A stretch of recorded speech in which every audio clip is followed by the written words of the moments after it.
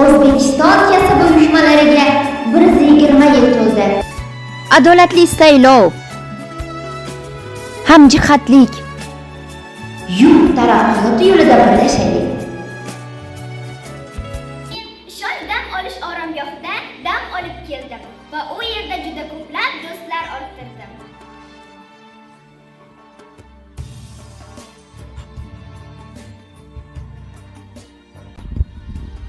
Kasaba uyushmalari tomonidan o'tkazilayotgan tanlov va loyihalarda faol ishtirok etib, o'z bilimimizni oshirmoqdamiz.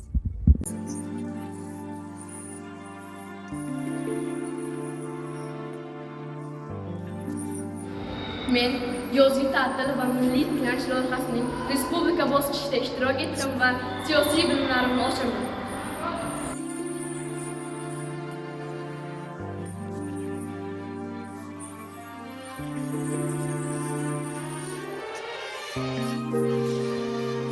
Bizning ruhiyatimizni, sog'lig'imizni o'ylaydigan g'amxo'rimiz bor.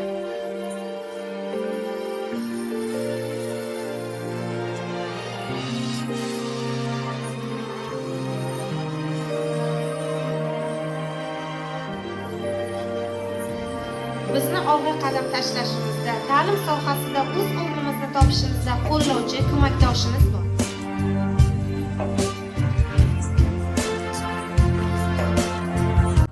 Uzoq yillar ta'lim sohasida ishlaganimdan mamnunman.